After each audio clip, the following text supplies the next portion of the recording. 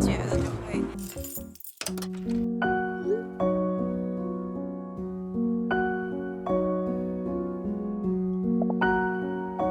现在是下午好吧，我们现在准备去听演唱会。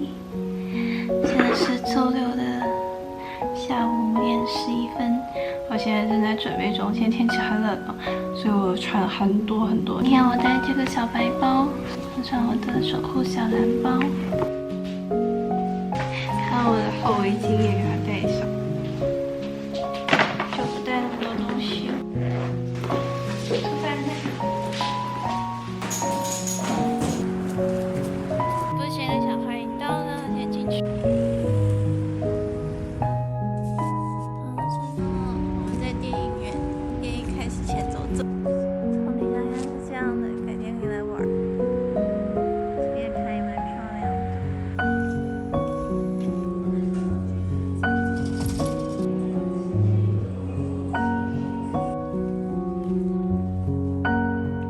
回家了。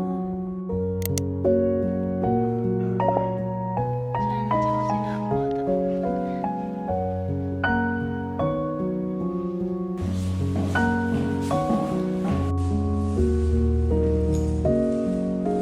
穿超厚的。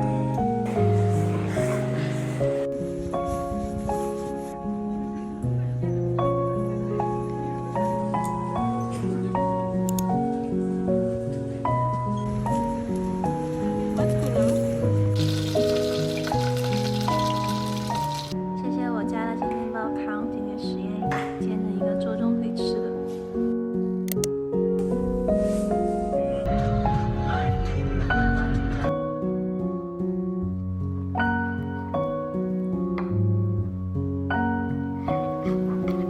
今天的晚餐是一点小锅。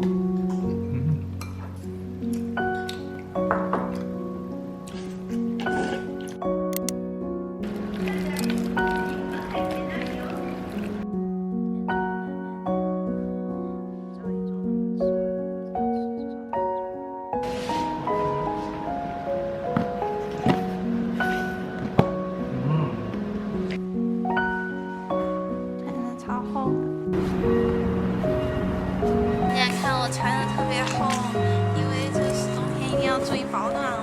我穿了很厚的裤子，然后还戴了很厚的手套，然后把耳朵也遮住，头就不会被风吹了。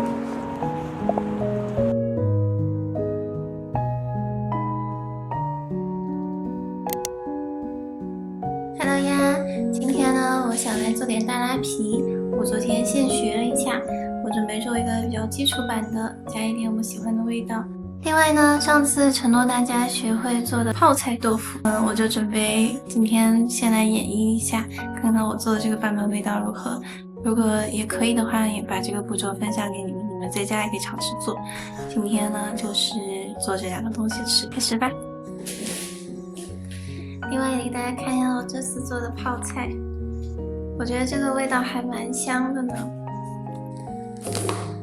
一个这样子的叶子，算是通过学习有一点小小的进步吧，继续努力。在这之前，打开看一下这个袋子好了，你看，就是在商店里的时候，好像超过一定金额会送的袋子。还有个小说明书呢。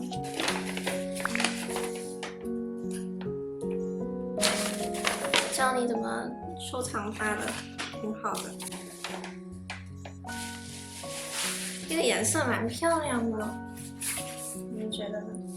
还可以把它的尾巴收起来，像皮卡丘一样，就是印个记什么的，蛮好的。就好了，可以，很喜欢，就是它了。我最近呢，就是在家，因为冬天来了，有时候会想吃一些有油脂的食物，所以呢，我就学着自己用锅做一些土豆吃。这周因为黑五的原因，市里的人非常多，车完全开不进去，我们就没有去喝奶茶，也没有去市里吃薯条。但是呢，我在家也学着因为最近吃了油腻的食物，有时候就想吃点山楂解腻，还有一些时候觉得喝茶也蛮解腻的，所以我有时候会把山楂放到茶里一起去喝它。还有就是最近我会把水果热一下煮一下吃。上次发现煮水果冬天好吃之后，我就觉得挺适合的。读了一些古代的食品相关的书，也说这样蛮不错的，我就最近该多试试。比如说吃梨子的时候就把它煮了，有寒气的时候就加2片姜一起煮它。那天约有点受寒，我就给它用姜加柠檬煮水，这样的话好像就把寒气能排解出来。冬天一定要注意好保暖哦，大家也要注意好照顾好自己。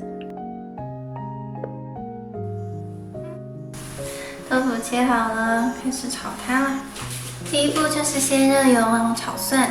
炒蒜的同时呢，别跟我说要放1大勺味增酱，用那个味道去提香。之后我再会加一些调味料。这样子的话呢，在炒制的过程中再把泡菜放进去，最后用醋，来给它浇一圈，提个味，基本上就做成了。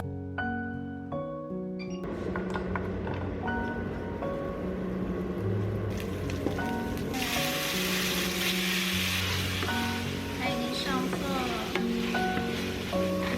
大概小半勺的油，大概也是1/3勺，加2大勺。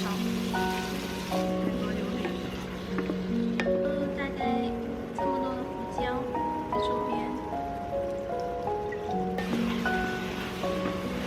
好了。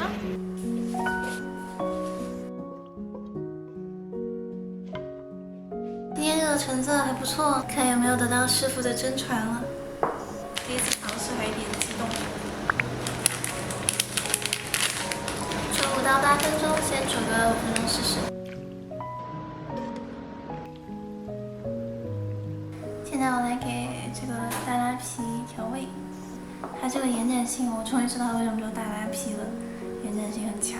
芝麻酱放一些，比较重要的是辣油，不敢吃辣的小伙伴可以少放一点，或者就做一个酱油醋版的，我相信味道也不错。调整，比如说你喜欢醋稍微浓一点的醋。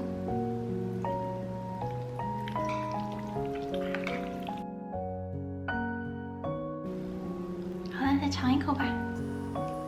我先尝个豆腐好了，看一下里面的豆腐。可以保证跟上次一样好吃。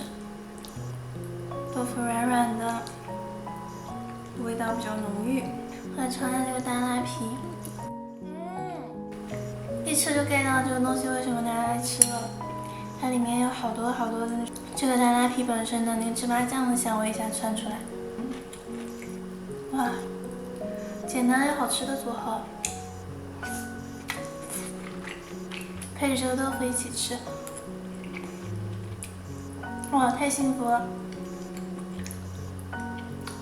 吃法把它在这里面蘸一下生菜的味道，